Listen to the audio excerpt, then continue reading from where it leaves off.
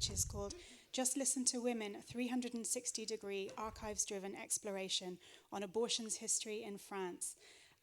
This is a fascinating multi-platform project, and to talk about it, we have the director of the project, Sonia Gonzalez, and from INA, Juliette Cahin.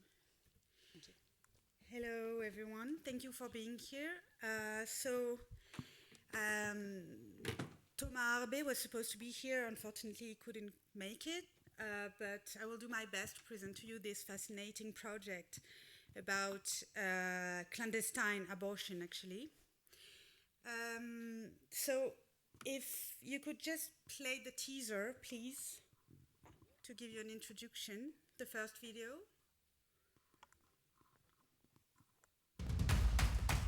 C'était l'été, j'ai 16 ans. J'ai 29 ans. On avait 19 ans, on se voyait pas par an. Oh là là, quand je suis tombée enceinte, mon Dieu, quelle misère. Oh maman, qu'est-ce qu'elle a respecté. Elle m'a traité de salope. Je pouvais pas envisager l'avenir avec une autre grossesse. J'étais déterminée. Je ne voulais pas un autre enfant. Je peux pas. Comment je vais faire? J'étais prête à tout. L'avortement, c'était interdit. La première fois, c'était avec une faiseuse d'ange, comme on disait. Tout ça se passait évidemment dans le secret. Je ne me souviens pas du tout du visage de cette femme. J'ai ressenti une douleur, je me suis dit c'est ça la douleur quand on est à la chair à vif. Une horreur, comme on ne peut pas imaginer. J'avais l'impression que tout mon sang allait sortir. J'ai vu ce qu'il faut pas voir. À l'hôpital, ils m'ont fait un curetage, mais pas trop endormi. Hein. Il faut qu'elle comprenne ce qu'elle a fait. J'ai encore cette odeur d'infection dans les narines. On était persuadés que je ne survivrais pas. Les enfants sont chez la gardienne. Je ne veux pas mourir sans les...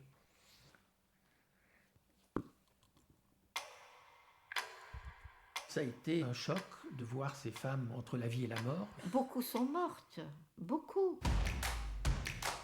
J'ai été condamnée à 1 mois avec sursis. Il y a eu un avant et un après. Je suis devenue vraiment maître de ma vie. C'est important que ça se sache quand même. Hein. Pourquoi je veux témoigner? C'est pour que mes petites filles ne connaissent jamais ça.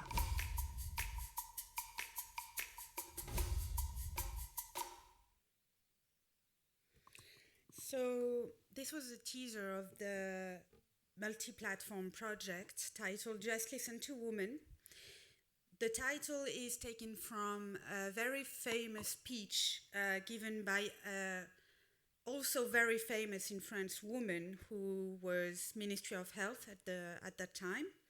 And she advocated, and she was really the reason why abortion was legalized in 1975.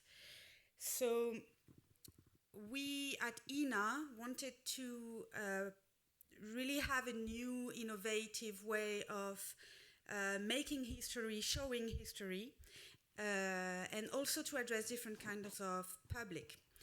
That's why we decided to really document the experiences of those women, but also the people who lived it through the experience of their friends, their cousins, their mothers, their sisters.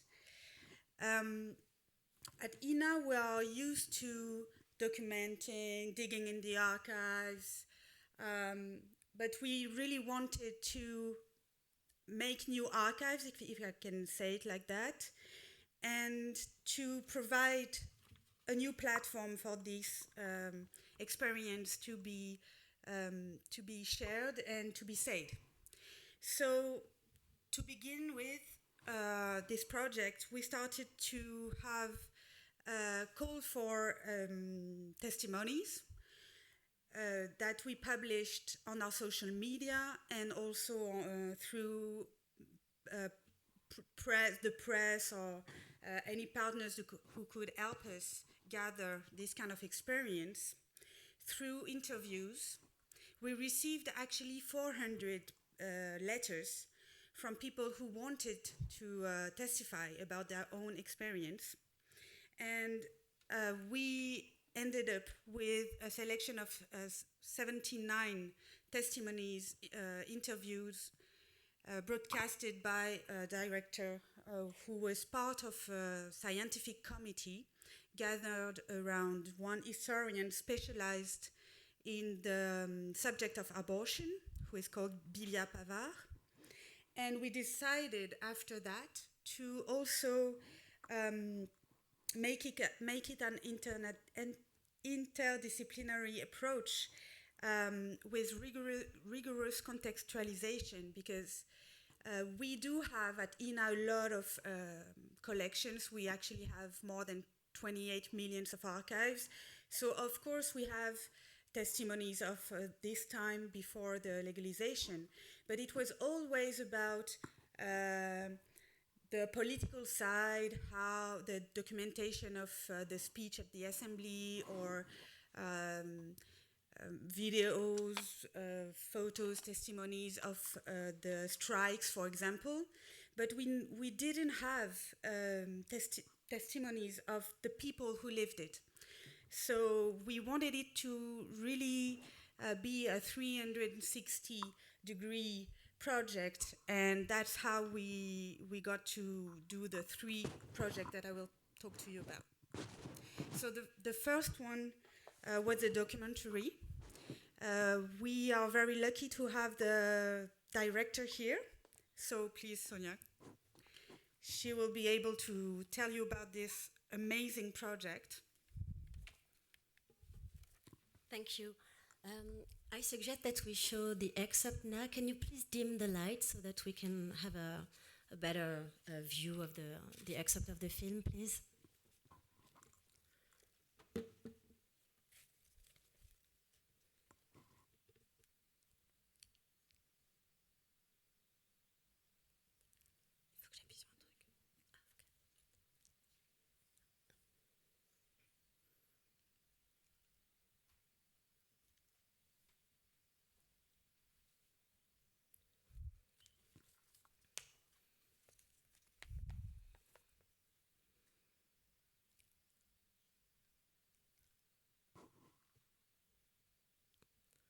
I don't know if you...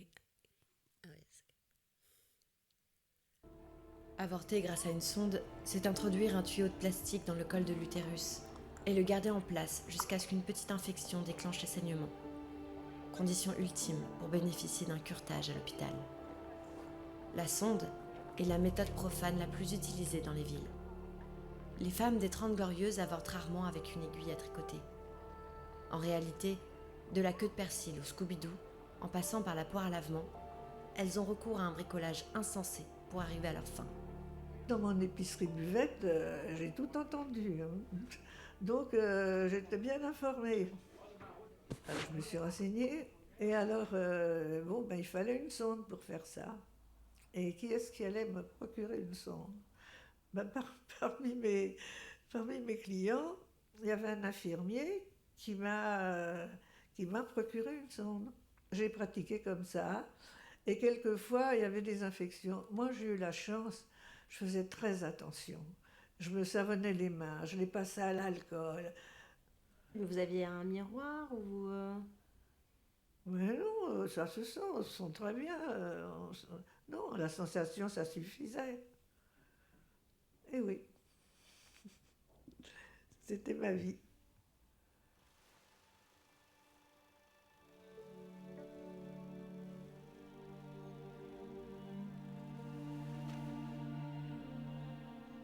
Pour Maggie, l'étudiante abusée par le médecin qui était censé l'avorter, le temps presse. Elle finit par trouver un autre praticien qui recourt à une méthode utilisée depuis le 19e siècle, l'algue laminaire.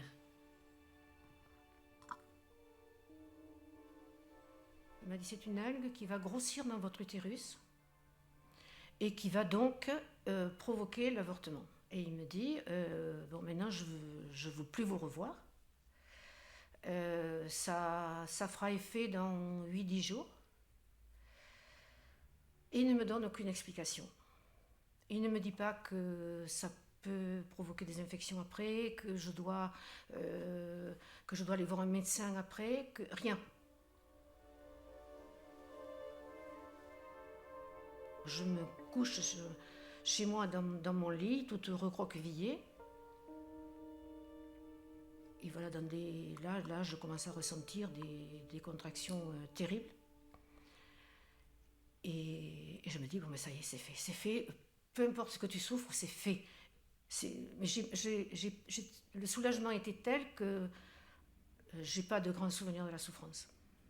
J'ai le souvenir du soulagement. Ça y est, c'est fait. Donc, j'avais pris soin de mettre une poche poubelle sous mon lit. J'ai mis tout ce que j'ai trouvé, enfin, serviettes de toilette et autres, dans la poche poubelle. J'étais au bord j'avais envie de vomir, je tenais à peine sur mes jambes. Je vais me débarrasser de ce sac poubelle là il fallait qu'il disparaisse. Donc, j'ai pris la voiture, j'ai balancé ça dans un fossé. Je suis rentrée chez moi, là je me suis couchée, puis voilà.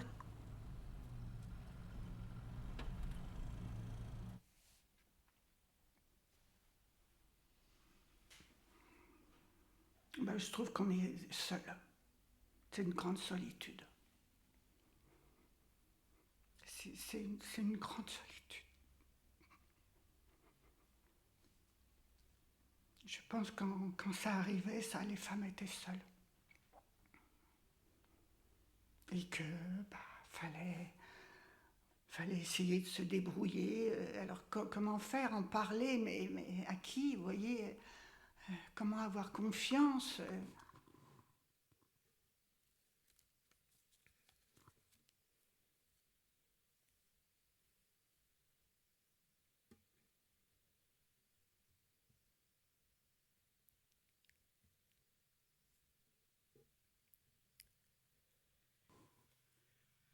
So in this excerpt, you saw a few women who are interviewed for the film, but you can also find, and that's the specificity of the project, is that all the interviews are in their integrality on the website that is dedicated to the project. And as a documentary filmmaker, you are not used to conduct interview this way. Usually you edit the interviews and the rest is thrown away. So I felt extremely lucky when I did this film to know that the entirety of the interviews would be available. I started to work on this project at a very early stage when Isabelle Foucrier, so producer at the INA, who initiated this collection with Bibia Pavard, the historian mentioned by Juliette. So they knew that I have a strong interest as a documentary filmmaker in documenting women's history, and especially through the prism of oral histories. So while we were drafted together the collection of testimonies, we knew that we would have a very rich material, and that to get access to a wider audience, we should make a film. And we were very lucky to have the support of public broadcasting in prime time. So that was quite a challenge, because this is a very heavy topic for a prime time TV film. So to create what would become the film based on this archive collection, the ambition was to weave a universal story from deeply personal accounts. That was the first challenge, really. While working on developing the film project, I was coordinating the research for participants, which means that I could have access to hundreds of pre-interviews, which also never happens when you do a documentary film. So out of the total of 400, I selected 15 from 100 pre-interviews. And to make this selection, I defined several criteria. Of course, personal resonance, but also diversity of profiles. There should be students, employees, homemakers, single women, married women, mothers, and non-mothers, as well as a diversity in the method of clandestine abortion and geographic and social backgrounds. I also choose only 2 male testimonies, one from a medical student who helped women to abort, and one from a man who became a widower with 2 young children after his wife died following a clandestine abortion. As you can imagine, the challenge during filming was significant because the material was really intense. But on my side, it was also very challenging because these interviews had to be conducted in a way that they could be included in the final corpus. That meant that I had to use the same set, which is a wide shot at home, at the home of the people who are interviewed, and also using the same question framework as other participants, because this questionnaire had been elaborated through a scientific committee so that it can have a value as archive for the future, which was the original goal. So it was very long interviews covering the biography, orientated through sexual education, access to information, discovery of pregnancy, search for a solution, abortion method, short and long-term consequences. So I knew that all this questionnaire, I couldn't skip any question. It was adapted, of course, depending on the people, but I had to go through the whole questionnaire so that it could integrate the rest of the collection and also be used for the podcast and for the book. So that was deeply intimate interviews. But to make a film that would be accessible to a wide audience and broadcast on primetime TV, we also needed to tell a story, because a film is a story. So the larger story of this woman who faced an extremely violent situation, that is of undergoing a clandestine abortion. And what struck me immediately, really the common point with all these women and some of the men, was the profound loneliness and violence that they encountered when all what they wanted was to be free. They wanted to be free to have control of their own bodies. They wanted to pursue their lives the way they wanted. And also, that happened during a course of time that we call in France les 30 Glorieuses, which is also, so it's like from the afterwar until the 70s. And it's often portrayed as an era of liberation, especially sexual liberation. And what we discover was like the dark side of baby boom. Because, of course, if you can't have an abortion, you have babies. But so the sexual liberation was not for these women who risked their lives due to a lack of sexual education and because they had not a free access to contraception. And so that is really the story I chose to tell. If I had chosen other characters, other participants, I could have told also another story. So this is also the fascinating aspect of the 360 projects, is that in the podcast, Julie Ozu, she chose to tell another story, and in the book, Lea Weinstein, she waved also through the excerpt that she chose to write another story. So the final part of the film focuses on the steps that led to the legalization of abortion, notably through the testimonies of activists. The film reveals the range of methods that were used, the active involvement of children and neighbors. For instance, the woman that you see at the end of the excerpt, she performed the abortion on her own mother. She was only 17. And before her, it was the grandmother who was performing the abortion. So it's really, these stories were told for the very first time, and we are creating something for the future so that researchers can get access to these stories. What struck us also was the widespread improvisation, imprisonment, and even death, ultimately. The testimonies expose also the extent of physical, psychological, and even sexual violence caused by clandestinity and from the medical, from doctors and from nurses. That also struck us. The researcher and the historian we worked with, they were aware of these violences, but the amount of them was shocking. So to make this film, I had access to two types of archives that you can also see in this excerpt. I worked only with the archive provided by INA, so an incredibly rich collection which traces the broader history of women. and personal archives, photos, Super 8 footage showing Colette, Denise, Marie-France, all these women in their private lives. And we also chose to film some of these women with their granddaughters because in the response to the call for testimonies, a lot of granddaughters wrote us. They said, my grandmother, she had an abortion. She told me a bit about it. I think her story needs to be recorded.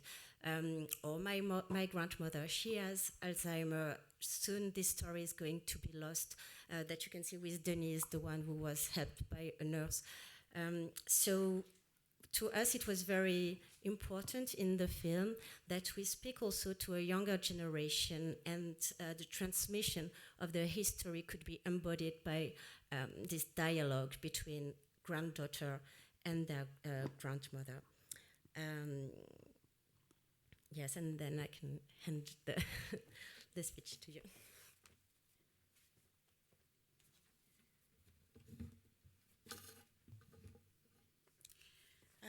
So I don't have much time, but this is a very fascinating project. We had a lot of success on prime time for this documentary, but along with the documentary, just like Sonia just said, we had a book edited also,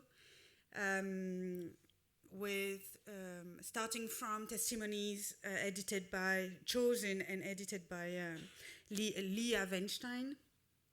So another way of actually shedding light on those new archives that we created. And the podcast, very interesting way also to tell the stories of those women, because it is half fiction, half archives. So using the archives, the director of the podcast actually built up a whole new storytelling about those women.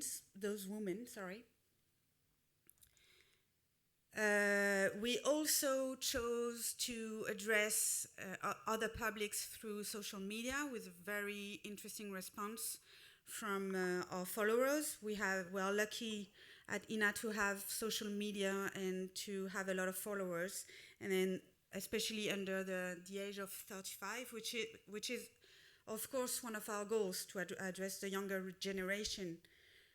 So we built up this strategy, and we also addressed the younger generation through masterclasses, especially for high schoolers. We think that the 3 objects produced and also the interviews that can be seen are a very important resource for education, media education, and furthermore for advocacy on abortion. Our producer and the historian Bibia were invited to the Senate actually to testify about the project, because there is a law project proposed at the Senate about acknowledging the traumatic experience of those women.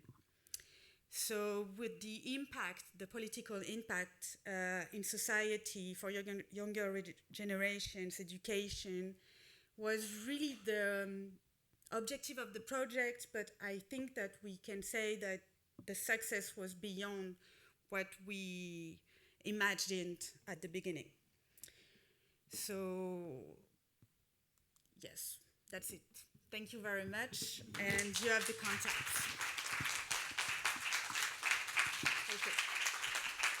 Thank you both so much. That's so interesting. Again, it's 5 minutes until the next slot, so if you wish to go to another venue to attend another presentation, then I'd advise you to head off now. Otherwise, are there any questions from the audience for Sonia and Juliette? Yes. Okay. Thank you. Did you have any psychological support doing all this project? Yes, we were offered a psychological support which was needed, by all the members of the team, because we were literally, I mean, we were working with four journalists who were doing the pre-interviews, and I was, so they were the first-hand responser, so that was really tough on them. And as the coordination, we were reading hundreds, I mean, it was a lot of traumatic accounts to read, so we were offered psychological support from throughout the process, and that was, yeah.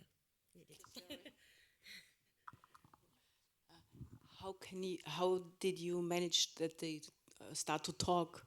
Was there a time needed, or